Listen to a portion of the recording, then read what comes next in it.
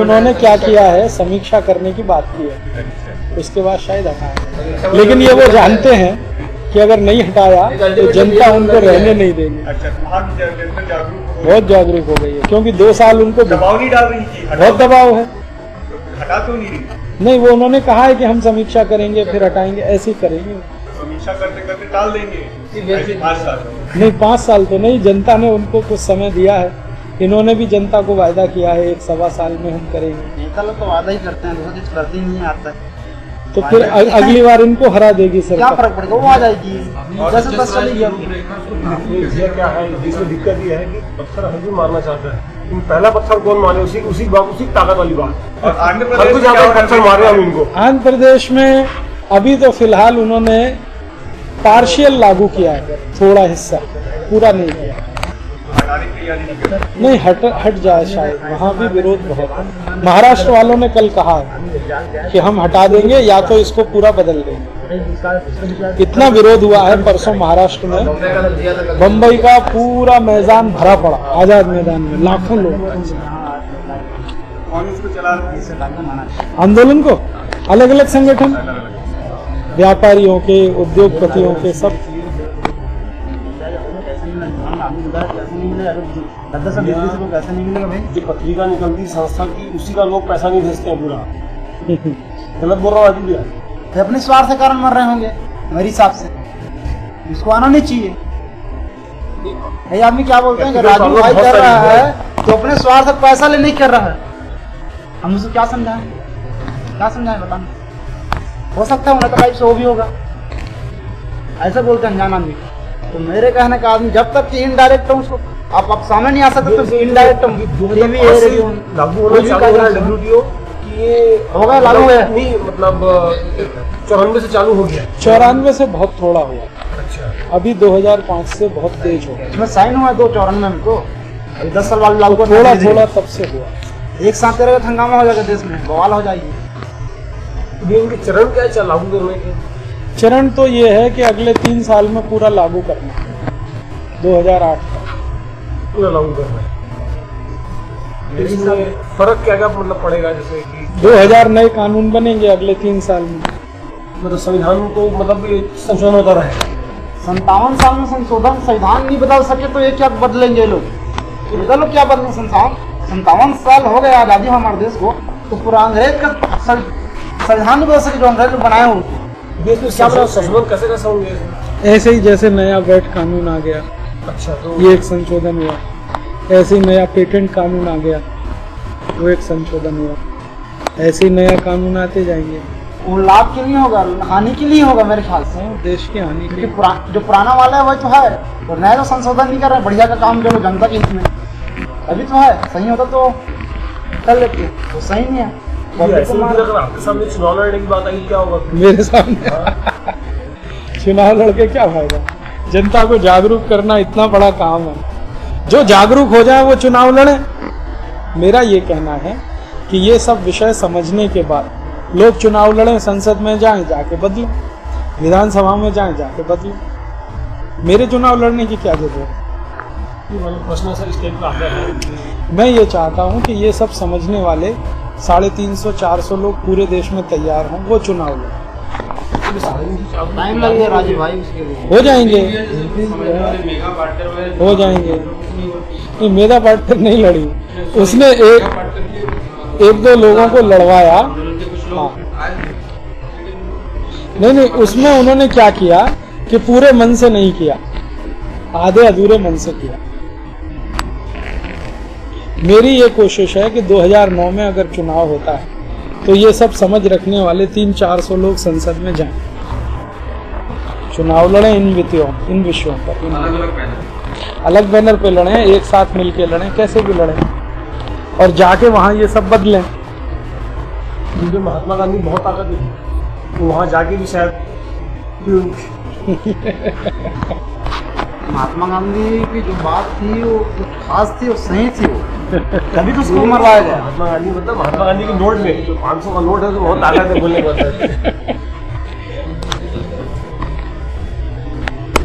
एक प्रश्न, जैसे विकास हो रहा है, विकास के नाम पर खर्चे हो रहे हैं, सड़क पुल वगैरह बन रहे हैं, इसमें कितना परसेंट पैसा यहाँ का है, कितना परसेंट बाहर का? 15 से 20% यहाँ का है, बाकी बाहर। विदेश कर्जे का पैसा। तो उसी का हुआ, हमारा कहाँ हुआ? उसी का है। आप जो टैक्स भरते हैं छत्तीसगढ़ सरकार को, वो कुल विकास का 15-20% के बीच में, बाकी जो 80% है वो कर्जे का है, अनुदान का। चाहे केंद्र सरकार से, केंद्र सरकार से, विश्व बैंक से, अंतर्राष्ट्रीय मुद्रा कोष से, एशियन डेवलपमेंट बैंक से। ये अपने देश में ऐसा कौन सा राज्य है कि जिसने विश्व बैंक से कर्ज नहीं लिया हो? कोई नहीं। एक भी राज्य नहीं। अभी देखो नया राज्य बना उत्तरांचल, उसने भी पहले ही साल में लेना चालू किया। मतलब जो मंत्री बनते हैं, तो दबाव आता है कि आप कर्ज लीजिए, कि अपने दबाव नहीं आता, कर लेते हैं। अपना कुछ स्वार्थ रहता है, दबाव तो बहुत थोड़ा रहता है, स्वार्थ ज्यादा। और अधिकारियों का वो रहता है, सब दबाव अधिकारी डालते हैं, स्वार्थ इनको दिखाई देता है। 35 लाख का पेमेंट है हिसाबो, तो पता चलता 500 करोड़ का प्रॉपर्टी है। कहाँ भाई, मेरे पास 1 एकड़ जमीन है, फिर अगले अभी तुमने देखा टीवी चैनल पर एक अखंड प्रताप सिंह करके उत्तर प्रदेश का चीफ सेक्रेटरी, उसकी कहानी आई थी आज तक की।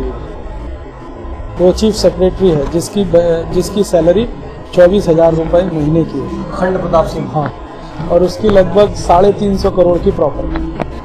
कहाँ से? वही तो बात कर रहा हूँ, सिंपल सी बात है। इतना लूट सके बड़ा वाले स्विट्जरलैंड में स्विस बैंक है, वैसे अगर हम एक्सिस बैंक अपना एक बना बैंक है। बना है कि जिसमें जो भी खाता रहेगा वो किसी को बताएंगे नहीं, ब्लैक में नहीं करा। जो भी चाहे यहाँ रखे, कोई दिक्कत नहीं। उससे अच्छा ये है कि ये ऐसा काम करने से अच्छा है इनकम टैक्स ही हटवा दे, कोई टैक्स ही नहीं लगा, तो बात ही खत्म हो गई। एक सिंगल पॉइंट लगा दो, कुछ छुपाने की जरूरत ही नहीं पड़ेगी। अभी इनकम टैक्स नहीं है, कुछ छुपाने की जरूरत नहीं, जिसके पास जितना है खर्च करे, या तो खर्च करे या बचत करे। तो बजाय हम बैंक खोलने के इनकम टैक्स खत्म कराएं, वो आसान है। वो आसान है भी। वो आसान है, बैंक खोलना मुश्किल है। उसमें क्या होगा, हमारे पास बैंक में पैसा इकट्ठा होगा, फिर उसमें भ्रष्टाचार हो सकता है। पैसा जहाँ एक जगह इकट्ठा होता है तो करप्शन करता है। तो बजाय इसके सबके पास रहे अपना अपना ब्लैक मनी, सब अपना अपना खर्च करें, कोई मंदिर में, कोई मस्जिद में, कोई चलो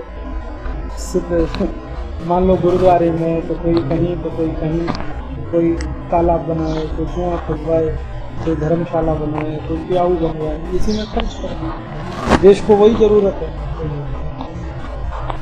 गरीब लड़कियों की शादी करवाएं और गरीबों में दान बांटें, घर बनवा के दें, उनकी सारी रहने खाने की व्यवस्था करें। यही सब, स्कूल चलाएं, कॉलेज चलाएं, हॉस्पिटल चलाएं, गौशाला चलाएं, ब्लैक मनी उसी में खर्च होता है। बजाय बैंक में जमा होने के इस तरह से खर्च हो तो अच्छा लाभ है। ये अगर जमा हो गया आके फिर तकलीफ करेगा। शिक्षा व्यवस्था की सुदृढ़ीकरण की बात करें, मेरा नाम तो भूल गया हूँ, अफ्रीका में उनका एक लेख आया था कि शिक्षा जो ऐसी होनी चाहिए कि रोजगार उन्मुख होनी चाहिए। सब लेख लिखा था वो 4-5 महीने पहले पत्रिका में पढ़ा था। इसमें ऐसे कोई स्कूल जो शासन के अंडर में तो नहीं है, शासन के विषय तो नहीं पढ़ाए जाते, बाकायदा स्कूल चलती है, और इस टाइप की स्कूलों की जरूरत। ऐसे स्कूल को पता जो हम 6 बना रहे हैं, अभी मई से शुरू हो जाएंगे। एक बना रहे हैं बम्बई में, बम्बई से 100 किलोमीटर, एक बना रहे हैं मद्रास, एक बेंगलोर, एक भीलवाड़ा, एक कोटा और एक नागपुर। तो ऐसे 6 बना रहे हैं, गुरुकुल बना, उनमें ऐसी ही पढ़ाई होगी, पूरे रोजगार। लेकिन जब उसमें डिग्री तो मिलेगी नहीं, 8वीं 10वीं 12वीं, वहाँ के बच्चा निकला वो कलेक्टर तो बन नहीं सकता, भले ना बने, लेकिन अच्छा कारीगर बन सकता है ना। लेकिन यदि आपके स्कूल में हम तो अपने बच्चों को नहीं भेजेंगे पढ़ने के लिए, जिनको कारीगर बनाना वो भेजेंगे। लेकिन भैया हर माता पिता को ये बच्चा जिस दिन पैदा होता है उसी दिन ये ख्वाब देखता है कि मेरा बच्चा जो है वो सेक्रेटरी बनेगा, कलेक्टर बनेगा। कलेक्टर बन ही नहीं सकते इतने बच्चे। कलेक्टरों की कुल पोस्ट हिंदुस्तान में 680 है और 680 से ज्यादा तो बन नहीं सकते। भिखारी माता पिता भी कलेक्टर से नीचे तो सपना देखते ही नहीं गया। तो उनको ये बात समझानी पड़ेगी कि भैया एक साल में 680 ही कलेक्टर बन सकते हैं और एक साल में 1 करोड़ बच्चे पैदा होते हैं। तो क्या करेंगे बाकी? तो कोई कारीगर बनेगा, कोई वैद्य बनेगा, कोई इंजीनियर बनेगा, कोई पढ़ाएगा, कोई कुछ खेती करेगा। खेती करने वाले ज्यादा हो सकते हैं, कारीगरी वाले दूसरे नंबर पे, स्वयं रोजगार करने वाले तीसरे नंबर पे। नौकरी में तो अब ज्यादा नहीं जाने वाले, नौकरी है ही नहीं। तो सर जैसे इंजीनियर वो आगे जाके खुद क्या कर सकता है? स्वयं अपने स्वयं रोजगार करें अपना, बजाय कहीं नौकरी करने से। आंदोलन मतलब कि कंपनी में ज्वाइन करना पड़ेगा। कुछ नहीं, अपनी कंपनी चलाए। तो उसके लिए सर फिर पैसे चाहिए। तो पैसे बैंक देगी लोन में, बहुत बैंक लेने देने को तैयार है। इंडिविजुअल लोन भी देती है और कोई इंजीनियरिंग फर्म बनाओ तो उसको भी लोन मिलता है। बहुत लोग हैं जिन्होंने इंजीनियरिंग करके अपनी फैक्ट्री बनाई, अच्छे काम कर रहे हैं। ये जैसे आप जिस स्कूल की कल्पना कर रहे हैं, आप उसके लिए जमीन कितनी चाहिए थी आपको? हमने तो जमीन लिया है 75 से 80 एकड़, सब एक जगह पर? एक जगह। लेकिन अगर 5 एकड़ भी हो तो उसमें हो सकता है, हो जाएगा फिर 5 एकड़? आराम से होगा। उसके सिलेबस तैयार हो गया? हाँ, मई से शुरू करने जा रहे हैं। स्कूल भी चालू हो जाएगी? हाँ, सर इस डिग्री कानपुर हम लोग भी बालोद में खोलने की करो पहले बना लो उसको, सपना है। सिलेबस हम दे देंगे। और ऐसे बहुत बच्चे मिलेंगे गांव के, जो गरीब बच्चे हैं ना, जिनके पास पढ़ने को पैसा नहीं, वो सब आ जाएंगे तुम्हारे यहाँ पढ़ने। उनको किसी को कलेक्टर नहीं बनना। ऐसे भी चालू स्कूल कहीं पर है जहाँ हम देखने जा सकें? मई से हम दिखा देंगे, मई से अपना चालू हो जाएगा। बम्बई वाला सबसे पहले चालू हो रहा है। बिल्डिंग हमारी बन गई है, 5 हॉल वो बन गए हैं, बड़े हॉल, और थोड़ा 2-3 और बाकी है। हम करीब 450-500 बच्चों के हिसाब से बनाए रेजिडेंशियल। मतलब बच्चे रहेंगे वहीं, रहना वहीं। तो क्या ये मतलब बच्चे 12 महीना वहीं रहेंगे कि साल में 2 महीने छुट्टियां भी होंगी? साल में 2 महीने छुट्टी है, एक महीने की, 1 महीने गर्मी में और 1 महीने दिवाली दशहरा पर। बच्चों को फीस लेना है कि फीस नहीं देते। उनको क्या है कि जो वो काम करेंगे उसी से उनका सारा खर्च निकलेगा। हर बच्चा रोज 2 घंटे चरखा चलाएगा, 1-2 घंटे साबुन बनाएगा, व्यंजन बनाएगा, 1-2 घंटे खेत में काम करेगा। उससे जो उत्पादन होगा उससे उनका खर्चा चलेगा, बचा हुआ गुरुकुल में काम आएगा। शुरुआत में अपन क्या क्या प्रोडक्ट बनवाएंगे? 15-20 जो सबसे आसान है, मंजन, वॉशिंग पाउडर, साबुन, detergent powder, cleaning powder, toilet cleaner, shampoo, ऐसे ये जितने प्रोडक्ट बने 15-20 मार्केटिंग अपने कार्यकर्ता करेंगे देश भर में। और हमने नियम ये रखा है कि जो पढ़ेगा वहाँ वो स्कूल की ही चीज़ें खरीदेगा, माने उनका परिवार, तभी हम एडमिशन करेंगे। फीस हम लेंगे नहीं, डोनेशन लेंगे नहीं। उनका एक गारंटी कि आपको हर महीने जितना सामान लगता है वो आप यहाँ से करेंगे। तो उससे क्या होगा, जैसे 500 बच्चे पढ़ रहे हैं, 500 परिवार तो अपने कस्टमर हो गए परमानेंट, और उन परिवारों का एक अगर रिलेटिव भी हमारा कस्टमर हुआ तो 1000 हो गए, और 2-2 हुए तो 1500 हो गए। उतने में गुरुकुल आराम से चलेगा। कितनी उम्र के बच्चे चलेंगे? 6 साल। 6 साल से पहले तो उनको पढ़ाना पड़ेगा ना? पहले उनको बेसिक एजुकेशन देंगे 7 साल में,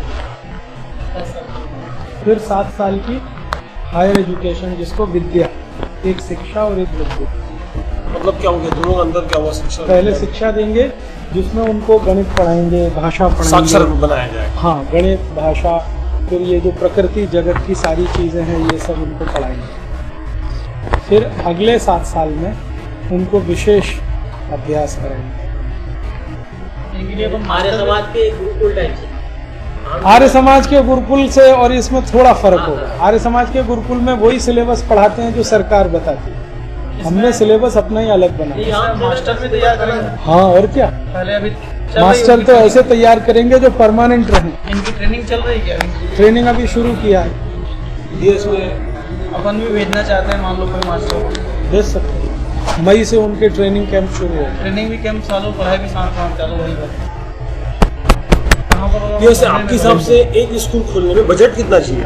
बहुत छोटा सा यार। तब भी अभी हम जो बम्बई का बना रहे हैं वो करीब 2.5 करोड़ में बना है, ढाई करोड़ बहुत छोटा बोलते हैं आप तो नहीं नहीं, मेरा ये मानना टीवी है। सीरियल वाली बात कर रहे नहीं, हैं, यहाँ नहीं, 100-200 करोड़ तो सामान्य नहीं, बात नहीं। है।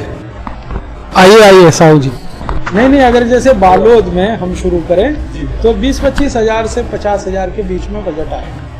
अगर बना बनाया स्कूल मिल जाए तो, बनाना हो तो बनाने का जो खर्चा है, मान लो 4-5 कमरे हों, एक हॉल हो, तो उसको, और जरूरी नहीं है पक्का बने, कच्चा बना लो, ईंट का और वो जो फूस का बांस का वो बना लो। बिल्डिंग महत्व की नहीं है, पढ़ाया जो जाएगा वो महत्व का है।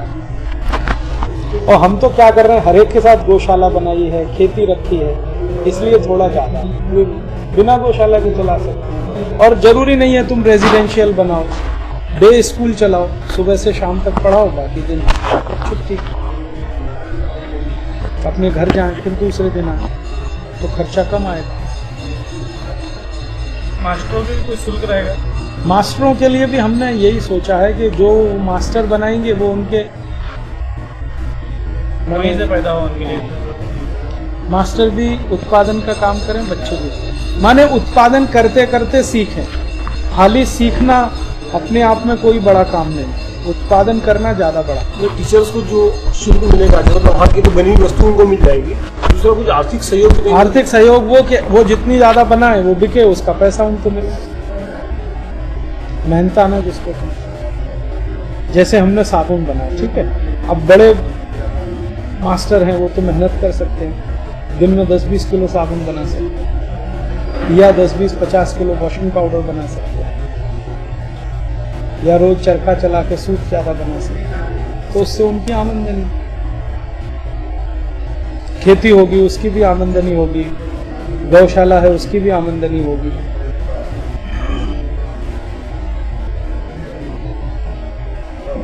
शिक्षा को हम उत्पादन से जोड़ना चाहते हैं, काम करते करते सीखना, सीखते सीखते काम करना, खाली सीखने का कोई मतलब नहीं होता।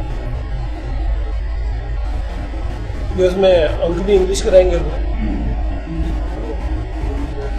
मातृभाषा ये अंक जो है 1, 2, 3, 4 1, 2, 3, 4 रहेंगे, हिंदी में, गुजराती में, मराठी में। इंग्लिश को क्या, इंग्लिश को भाषा के रूप में पढ़ाएंगे, लेकिन बहुत बाद में, बहुत बात कब भी है, जब वो 14 साल का हो जाए, 13-14 साल।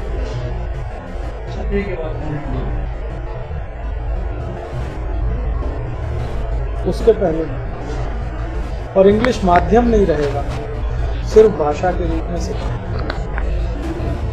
उनको जैसे इतिहास है, भूगोल है, हाँ ये सब पढ़ाएंगे, लेकिन कैसा इतिहास कैसा भूगोल वो महत्व का है। जैसे वो खुद है, उसका खुद का इतिहास पहले पढ़ाएंगे उसको, वो किस दिन पैदा हुआ, कहाँ पैदा हुआ, किस परिवार में हुआ, परिवार का गोत्र क्या है, कुल क्या है, उनके परिवार का व्यवसाय क्या है, वो परिवार किस गांव में रहता है, उस गांव का इतिहास क्या है, गांव किस तहसील में है उसका इतिहास क्या है, तहसील जिस जिले में है उस जिले का इतिहास क्या है, जिला जिस राज्य में है उसका इतिहास क्या है, राज्य जिस देश में है उसका इतिहास क्या है, ऐसा इतिहास। इसी तरह का भूगोल, उसका अपना भूगोल, उसके पड़ोस का भूगोल, जिस गांव में रहता है उसका भूगोल, ऐसा इतिहास भूगोल का।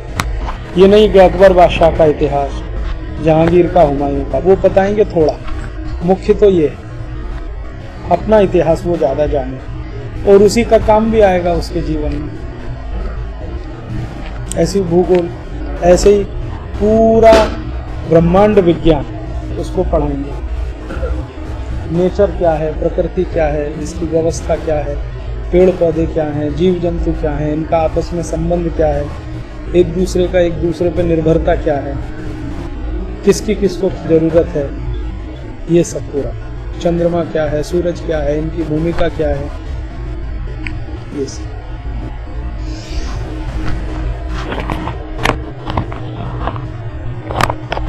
और ये ज्ञान लेके जब कोई निकलेगा ना, तो उसको किसी नौकरी की जरूरत नहीं, तो बहुत बड़ी क्रांति हो जाएगी। 10 साल बाद समझ में आएगा लोगों को, लेकिन जबरदस्त क्रांति रहेगी। 10 साल तक बिना रिजल्ट के समय नहीं, हमने ये करके देख लिया, रिजल्ट इसके आ चुके हैं। अच्छा, हमने कुछ गाँव में, हमारे एक दोस्त हैं पवन गुप्ता करके, उनके साथ एक गांव मसूरी में, उत्तर प्रदेश में, ऐसा एक स्कूल चला के देखा था पहले, और उसके विद्यार्थियों को पढ़ा के देखा, बहुत अच्छे परिणाम। मसरूद ऑलरेडी एक बहुत बड़ी स्कूल चलती है यहाँ पर, डॉन बॉस्को, उसके पीछे हमारा स्कूल चलता है यही। तो उस स्कूल में हम लोगों ने जो शुरू किया, तो जितने बच्चों को पढ़ाया वो आज इतने एक्सपर्ट हैं कि कोई वैज्ञानिक उनसे बात नहीं कर सकता, अपने विषय का इतना ज्ञान है। सॉइल साइंटिस्ट जितना नहीं जानता उतना उनको मालूम, पक्षियों के बारे में जितना वो जानते हैं कोई पक्षी वैज्ञानिक नहीं जानता, नेचर के बारे में इतना जानते हैं कोई नेचुरोलॉजिस्ट नहीं जानता। और वो सब बच्चे फेल हुए थे, हमने वो लिए थे, 8वीं में फेल हो गए, 7वीं में फेल हो गए। और जब फेलियर बच्चे इतने एक्सपर्ट हो गए तो जो होशियार है वो तो और ज्यादा होने वाले। और वो सभी कारीगरी में आ गए, अभी सब अपना अपना काम कर रहे हैं। कुछ बच्चे हैं अच्छा साबुन मंजन बनाते हैं, कुछ जूते चप्पल बना रहे हैं, कुछ खादी के कपड़े बना रहे हैं, सब अपना रोजगार चला रहे हैं। कोई खेती कर रहा है, वो बेरोजगार नहीं है। पेंटिंग और मूर्ति कला की दिशा में कोई है? उसकी ट्रेनिंग देंगे हम। मूर्ति कला, काष्ठ कला, धातु कर्म, मेटलर्जी, ऐसी 12 तरह की कलाएं सिखाएंगे हम। तो सिखाने वाले मूर्ति बनाना है, ठीक। और एक जब वो हम करेंगे तो बता देंगे।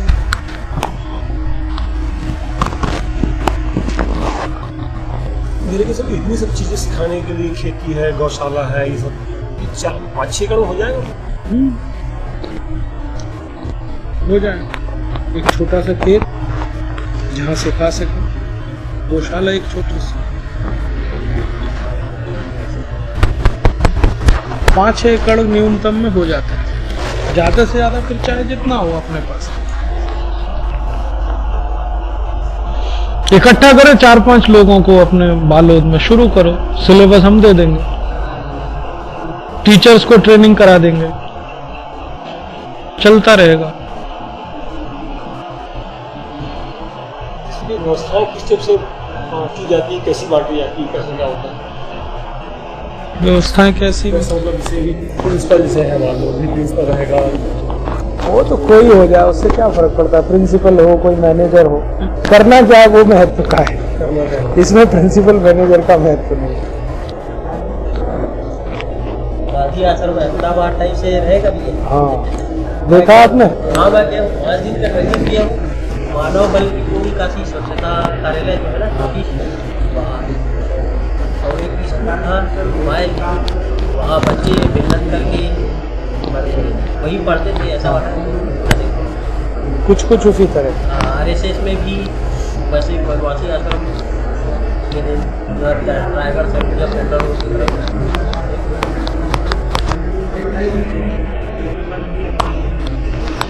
इस अगले साल तक 6 ऐसे गुरुकुल हो जाएंगे, फिर उसके अगले साल 2007 में 14 हम करने वाले हैं, और 2009 तक हमारा उद्देश्य है करीब 40-45 करने।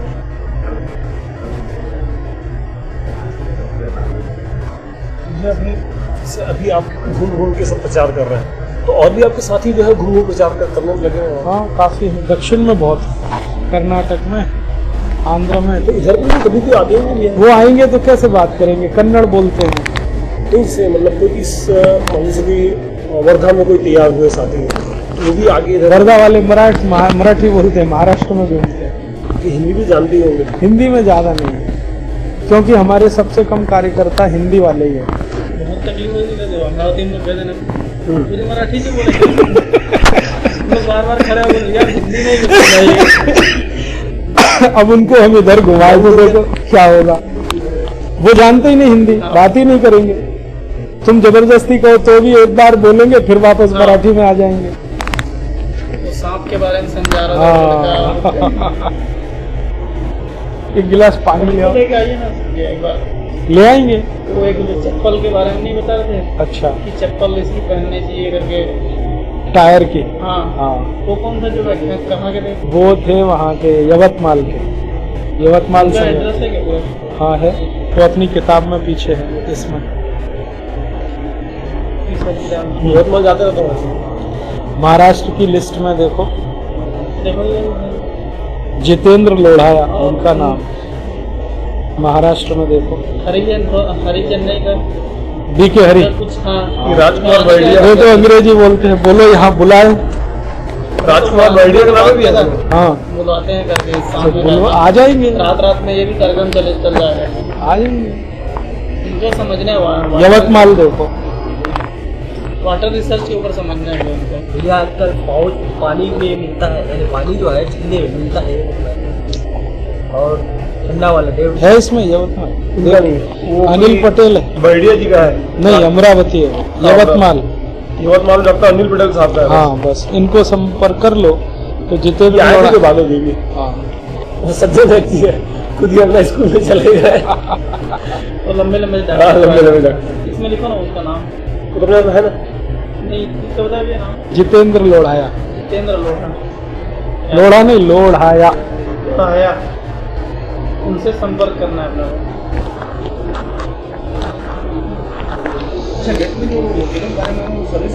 हाँ सर्विस में, सर्विसेज में, वकीलों के बारे में, इंश्योरेंस के बारे में, बैंकिंग के बारे में। कर लीजिए, मैं आपको कल दे दूंगा। इतना गर्म ले आओ।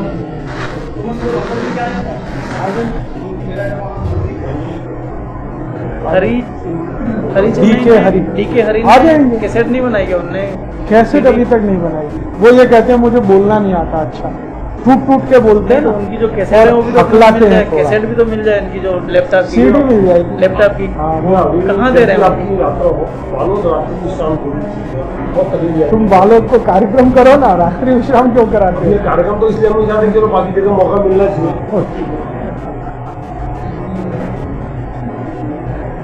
तो इनके सभी चैप्टर की सीडी कहाँ बनी दे रहे हैं? अभी पूरी नहीं बनी है, दे नहीं रहे ना वो तो, नहीं अभी बनाएंगे थोड़े दिन में, तब मिल जाएगी। दे देंगे वो सीडी, सभी चैप्टर की एक सीडी, जैसे अपने को वहाँ दिखा रहे थे चित्रण करके। पानी का हाँ, वाटर के बारे में, शिक्षा के बारे में और गुलामी के बारे में 4 चैप्टर थे ना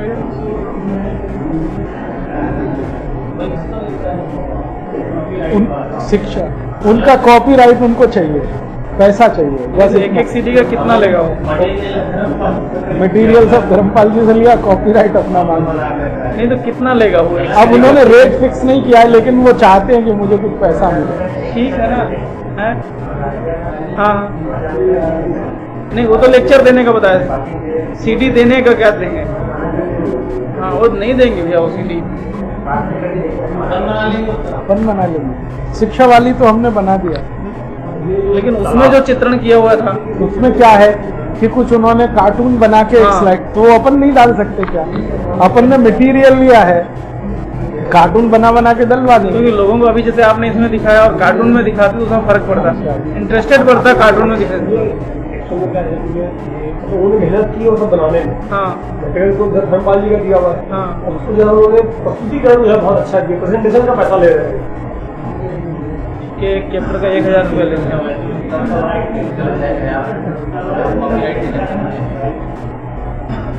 अभी अपना कैसे इतना ये है फिल्म प्रोडक्ट का ये कोशिश करिए ना उस टाइप का चित्रण करके बनाने का। हम तो इस पे सीरियल ही बना देंगे, वो चित्रण भी पीछे रहेगा। इस पे जब पिक्चराइजेशन होगा तो कितना जोरदार असर होगा, देखो। क्योंकि इसी को गांव-गांव में दिखाने में ही असर होगा। गांव-गांव में सिंपल वे में देखेंगे नहीं समझ पाएंगे। अगर सीरियल में अगर वो दिखे, अपना तो व्याख्यान है ना, जो 30 कैसेट बनी इसकी बकायदा बोलते हुए वो सामने बोलता है, मतलब वीडियो हो रही है। वीडियो भी है, लेकिन वीडियो ज्यादा हमने प्रचारित नहीं किया। आधा गिलास और ले आया है, ज्यादा नहीं दिया लोगों को, ऑडियो दिया। लेकिन उसमें चलो आपका ऐसा लग रहा हो कि हमको अभी दूसरी तरफ प्रचार नहीं कर रहे हैं, कोई दूसरा व्यक्ति खड़े होकर बोलता है, आवाज आपके हो जाएगा जो है वो अपने वहाँ पर दिखता है। वीडियो में कंसंट्रेशन ब्रेक होता है, ऑडियो में जितना ध्यान से आदमी सुनता है वीडियो में उतना ध्यान से देखता है तो सुनना कम देखना कम बैठता नहीं। तुम देखो ना, एक एक्सपेरिमेंट करो, रेडियो पे समाचार सुनो और टीवी पे समाचार देखो, दोनों में अंतर समझ में आएगा। अभी तो शिक्षा भी यही बोलते हैं कि दिखा के समझाइए, बच्चों को जल्दी समझते हैं। ऑडियो विजुअल दिखा के समझाना अलग है, भाषण देना अलग है। राजीव भाई अपनी ये एम्बुलेंस के पहले कुछ आप पे या खाने का कुछ लेंगे? नहीं बाकी सब लोग जल्दी नहीं हो गया। भोजन तो हुआ।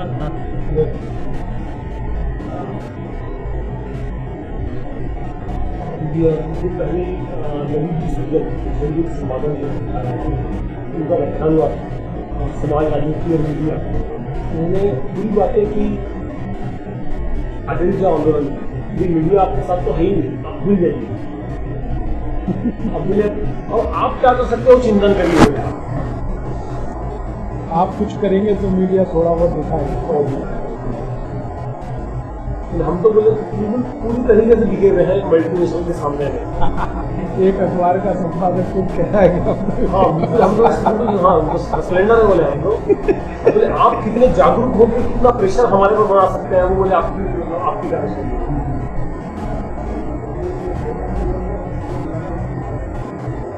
तो अच्छा, मतलब उन्होंने पूरा स्वदेशी में व्याख्यान दिया पूरा अपना।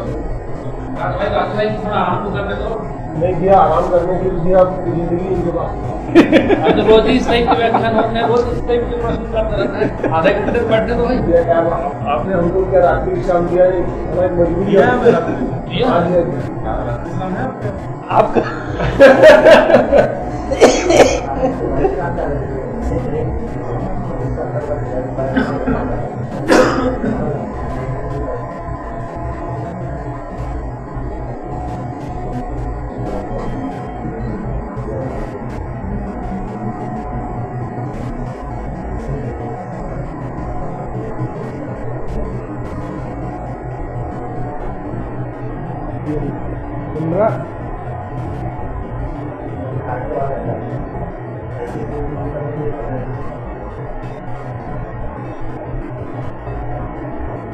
इसमें जब स्पंदन हो रहा है तो जब हम कान पे लगा के बात करते हैं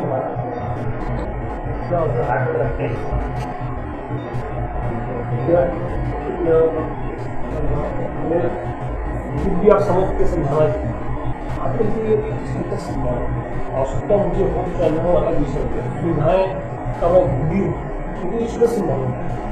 और क्या है कि आज करोड़ों की जनता है, उसमें से मुश्किल से जो बुद्धिजीवी होते हैं वो ढूंढे ढूंढे उंगली पे गिरे होते हैं। बाकी समझते हैं कि व्यक्ति अगर मोबाइल का उपयोग नहीं कर रहा मतलब समझदार है। और 99% लोग ये बोलते हैं जहाँ आदमी मोबाइल को इतनी जरूरी चीज है। मतलब उनकी 99 लोगों की नजरों में हमारी इज्जत जो है वो मटिया मेट है। या तो हमारे अंदर उतना ज्यादा स्वाभिमान लाल बहादुर शास्त्री के अंदर है, नहीं मुझे जो है वो सेकेंडरी होना है, मुझे जो है वो स्तर पे ही रहना है, चाहे भले दुनिया कुछ भी बोले। ये इन भावनाओं को हम कैसे अपने आप को संभाले, कुछ संभाले। इसमें देखो ऐसा है, हम किसी चीज को स्टेटस सिंबल तब बनाते हैं जब दूसरों की देखा देखी करते हैं। हम देखा देखी में नापसंद, जरूरत आधारित काम करें, जरूरत आधारित चीजें कम हो जाए, देखा देखी में ना। जब हम इसको उपयोग कर रहे हैं तो ऐसा कैसे उपयोग करें कि ये हमारे को नुकसान भी कम हो जाए, इसका उपयोग भी कर सकते। कम से कम उपयोग करें। इसी तरीका माने जब आप घर में हैं तो इसका बिल्कुल प्रयोग न करें, लैंडलाइन से। घर के बाहर हैं तभी थोड़ा करें।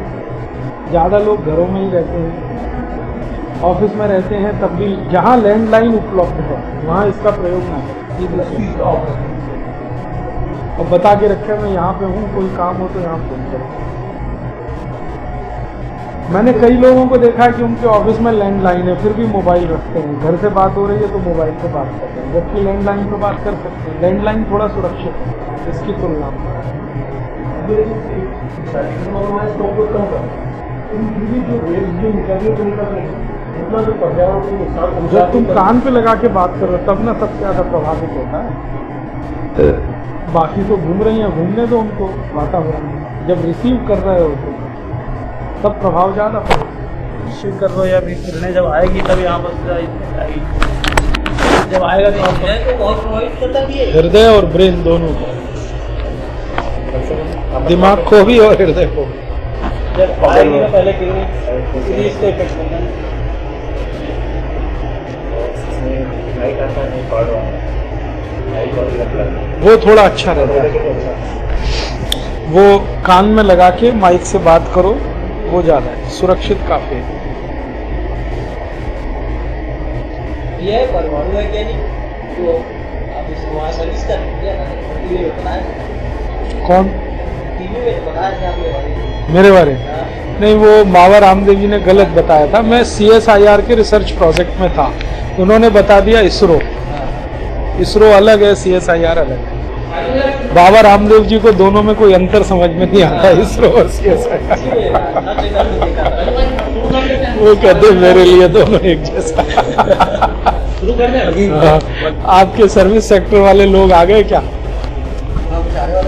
क्योंकि अभी जो सेशन है वो सर्विसेज का है। आने वाले थे, हाँ नहीं भी आए तो शुरू कर देते ना। ठीक है, दीपक को पूछ लेते। हाँ पूछिए ना। उनके बैंक वाले तो आज चले गए। कब? नहीं आएंगे। हाँ, उनका ये मानना है कि सब बैंक में प्रॉब्लम आएगी, स्टेट बैंक में नहीं आएगी, इसलिए वो नहीं आएंगे। मतलब वो एक ही बोलते हैं, अरे यार वो PNB को कर देगा, यूको को कर देगा या ओरिएंटल को कर देगा, SBI को नहीं छोड़ेगा, गवर्नमेंट ट्रांजेक्शन होता है, ये वर्डिंग क्या प्रॉब्लम आ रही है? प्रॉब्लम ये आने वाली है कि ये सभी बैंकें अगले साल से बिकने की तैयारी में है। सरकार खुली छूट देने जा रही है, कोई भी विदेशी बैंक आके भारत की किसी भी बैंक को खरीद सकता है, टेक ओवर कर सकता है। वो WTO की एक कंडीशन है। गवर्नमेंट ही बेचेगी ना दुनिया। हाँ, जैसे गवर्नमेंट पब्लिक सेक्टर को बेच रही है ना, वैसे ही बैंकों को बेचेगी। अगले साल से ये शुरू हो जाएगा। तो सबसे पहला नंबर लगा हुआ है बिकने का, यूनियन बैंक सबसे पहले बिकने वाला है। Bank of India, union bank, फिर पंजाब नेशनल बैंक, ये सब। और इनको खरीदेंगे city bank of America, standard chartered, ANZ, या भारत के बड़े बड़े पूंजीपति खरीदेंगे। धीरू भाई अंबानी 2-4 बैंकें खरीद लेगा, नुस्ली वाडिया खरीद लेगा, ये सब। देश में एक से जो दूसरे तर्क आते हैं, बीच में बल्कि फायदा होगा सब लोगों को सर्विस है। और क्या, वो तो यही करेगा। NPA थोड़ा अपने सिर पे लेगा, वो क्यों लेगा NPA? लेकिन देश में तो दूसरा तर्क ये भी आता है कि अच्छी सर्विसेज मिलेगी, जो है बहुत हमको जो है बहुत फास्ट सर्विस क्या सर्विसेज देगी? जैसे वो अंग्रेज कर्जा देता था और वो 90 रुपये का कितना रुपया लेता था, 100 रुपये इतना ज्यादा वैसी वो ये ICICI वाला अभी कर्जा मार रहा है, लगा रहा है। हाँ, नहीं वही एक्चुअली वही क्या चीज है जो हमको समझना है, ताकि अगर दूसरा कोई तर्क करे तो उसको हम समझा सकें भाई इसमें ये नुकसान है। सबसे बड़ा नुकसान ये है कि आप जहां पर अपनी जमा पूंजी रखते हो, ठीक है, वो बैंक अभी सरकार के कंट्रोल में है, जनता की संपत्ति है। अब वो जवाब देंगी। सबकी, अब वो सब चला जाए प्राइवेट लोगों के हाथ में, छोटे लोग के हाथ में चला जाए तो किसी दिन आपकी संपत्ति लेके भाग जाए तो गारंटी क्या है? तो सरकार, गवर्नमेंट लेगी ना गारंटी, तो गवर्नमेंट गारंटी थोड़ी लेगी प्राइवेट बैंकों की। माउस क्लिक करेगा गोल्डन फॉरेस्ट JVC भागे नहीं अभी, कोई गवर्नमेंट का उसकी जिम्मेदारी नहीं लेगी। जब प्राइवेट कंपनी के हाथ गवर्नमेंट में लाइसेंस देगी उनको, जवाबदारी तो लेगी ना। जवाबदारी लाइसेंस देने के बाद भी नहीं होती है। बहुत सारी नॉन बैंकिंग और बैंकिंग फाइनेंशियल सर्विसेज जो है हिंदुस्तान में डंप हो जाती है। जब तक बैंक की सरकार की जिम्मेदारी है तो सरकार भुगतान करती है, और प्राइवेट हो जाए तो कोई सरकार की जिम्मेदारी। लेकिन जैसे जब लाइसेंस देगी गवर्नमेंट उनको, तो इस बेस में आप जैसे बालों में सबको गिरवी रखिए, भग गए तो क्या कर लेगा वो गिरवी वाले? बताओगे मानो तुम्हारे बहुत दिवालिया हुआ। प्राइवेट बैंक के जब दिवालिया होते हैं तो लोग बेचारे फड़फड़ाते रहते हैं, पैसा डूब जाता है, सरकार किसी का नहीं दिलवा पाती। कुछ दिन फड़फड़ाते हैं फिर शांत हो जाता है। फिर क्या भूल जाते हैं लोग, क्या करें, कहाँ तक लड़े? समय की प्रॉब्लम ठीक है, बाकी सबको बुला लो। भाई अनाउंस कर दो। रात को 9 बजे सर्विसेज का अभी लेना है क्या, ये पूछ लो सबसे।